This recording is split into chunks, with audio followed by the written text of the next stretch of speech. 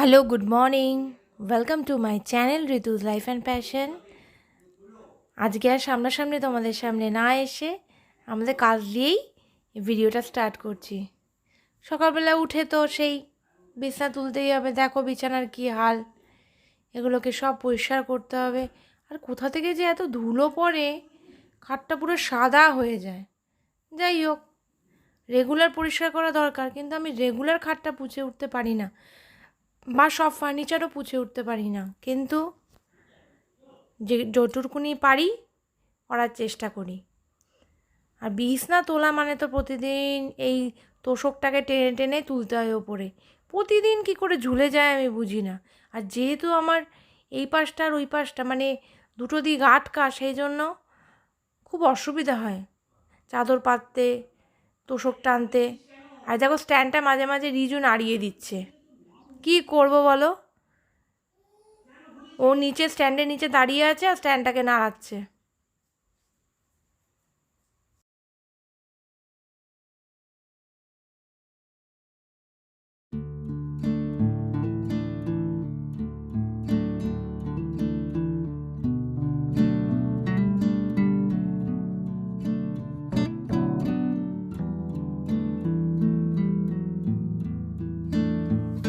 যেহেতু সকালের দিকে রান্নাবান্নাটা কমপ্লিট করে নিচ্ছি, তাই রান্নাঘরটাও খুব অগোছাল হয়ে থাকে। যখন সুমন বেরিয়ে যায়, তারপরে এসে বিছনা টিছনা তুলে তারপরে রান্নাঘরে ঢুকি, তখন রান্নাঘরের প্রথম কাজই হচ্ছে রান্নাঘরটাকে আমার পরিষ্কার করে রাখা। কারণ মানে নোংরা হয়ে থাকে, রান্নাঘরে এক ধারে কাজ করে যায়, তখন আর পরিষ্কার করি না। এই জন্য ঢুকে ফার্স্টে আমি রান্নাঘরটা ক্লিন করে বাকি যদি আর কিছু কাজ থাকে সেগুলোকে তখন আস্তে আস্তে করব। বাসনগুলো গোছানোরও থাকে, গ্যাসটা পোছা, স্ল্যাব পোছা, এগুলো সব একসাথেই করে নিই। ওদিকে রিজু কিন্তু ঘুরছে নিচে, সেটা আর তোমরা দেখতে পাচ্ছ না। এখানে চায়ের বাসনটা একটু রয়েছে, ওর মধ্যে একটু চা রয়েছে, চাটা একটু দিয়ে দেবো, সেই জন্য চাটা তুলে রাখলাম। মোটামুটি পরিষ্কার হয়েই এসছে। স্ল্যাবটার জায়গাটা খুব ছোট হয়ে গেছে। ইন্ডাকশানটা আগে এই পাশে ছিল, কিন্তু তারপরে ওদিকে দিয়ে দিতে বাধ্য হয়েছি। তার কারণ হচ্ছে ওদিকে তোমার দরজাটা হয়েছে, সেই জন্য। বাসন কোসনগুলো মোটামুটি গোছানো শেষ। আর এদিকে বেসিনও পরিষ্কার করে নিয়েছি, আর স্ল্যাবও পরিষ্কার হয়ে গেছে। এবারে অন্য ঘরগুলোকে আস্তে আস্তে ধরতে হবে। এরপরে ভাবছি যাব ড্রয়িং রুমে। ড্রয়িং রুমের এই টাওয়েলগুলো দিয়ে রাখি, তার কারণ নাহলে ডাইরেক্ট ধুলোগুলো পড়ে এই সোফার কভারগুলো সব নোংরা হয়ে যাবে। টাওয়েলগুলো দিয়ে রাখলে এগুলো পরিষ্কার থাকে, আর কোনো অনুষ্ঠান বা কিছুতে এগুলোকে খুলে দিলে একদম নতুনের মতো লাগে। রেগুলার যে সোফাগুলোকে পুছবো সেগুলো এটা এই দেখো পেপারগুলো পড়ে পড়ে সব এখানে সবাই রেখে গেছে, এগুলোকে আবার সরাতে হবে, নাহলে এগুলো নিজের হাতে পড়লে সারা ঘর ছড়াবে। আবার চলে এলাম এদিকে ডাইনিংয়ে। ডিমটা কালকে আনা হয়েছে, কিন্তু রাখার টাইম পাইনি। আর যা গরম পড়েছে, সবসময় ইনস্ট্যান্ট কাজ করতে ইচ্ছাও করে না, যার জন্য এগুলো সবই পড়ে রয়েছে। এখন এগুলোকে কেটে ডিমগুলো ট্রের মধ্যে ঢুকিয়ে রেখে দেবো, তাহলে আমার একটা কাজ হয়ে গেল, বড় কাজ। কিছু কিছু কাজ আছে দেখবে খুব কুড়েমি লাগে করতে, আমার এইটা একটা কুড়েমির মধ্যে একটা।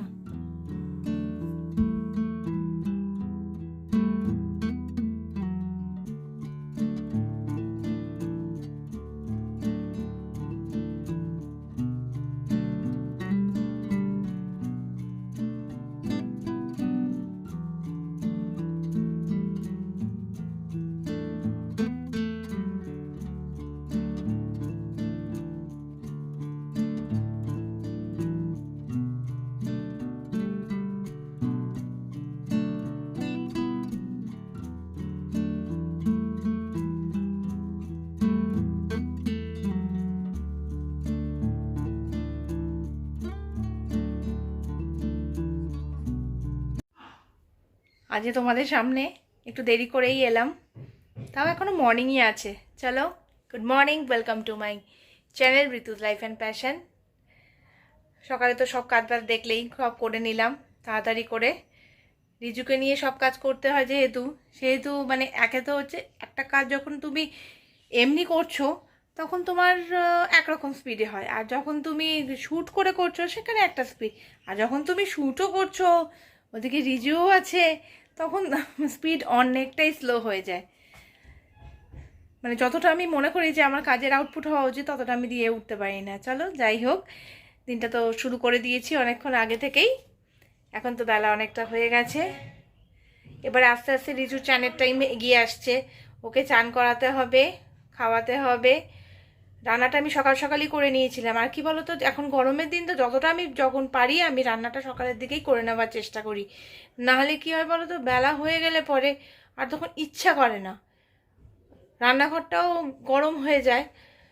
ভোরবেলা উঠে যদি প্রথমে তুমি রান্নাটা কমপ্লিট করে নিতে পারো তাহলে তুমি দিনেও অনেকটা সময় দেখতে পাবে। আর তোমার এই গরমের এই 12টা 11টার যে রোদের তাপ, তার মধ্যে রান্না করতে হবে না। চলো আসছি তোমাদের কাছে আবার পরে। জামা কাপড়গুলো এবারে মেলতে চলে এলাম। বাইরে কিন্তু প্রচণ্ড রোদ উঠেছে, মেঝেতে পা দেওয়া যাচ্ছে না, খালি পায়ে ঘুরছিলাম, কিন্তু দেখো বাইরে রোদের মানে পা পুড়ে যাবে সেই জন্য তাড়াতাড়ি করে একটা চটি পরে নিলাম। আমার থেকে চটিটা বড়, এটা সুমনের চটি। হাতের কাছে যা পেয়েছি পরে নিয়েছি। কাজের সময় কি এত কিছু মনে থাকে? যাই হোক, জামা কাপড়গুলো চটজলদি মেলে দিয়ে পালিয়ে যেতে হবে, রোদে থাকাই যাচ্ছে না, তাকাতেই পারছি না ঠিক করে, এত তেজ রোদের।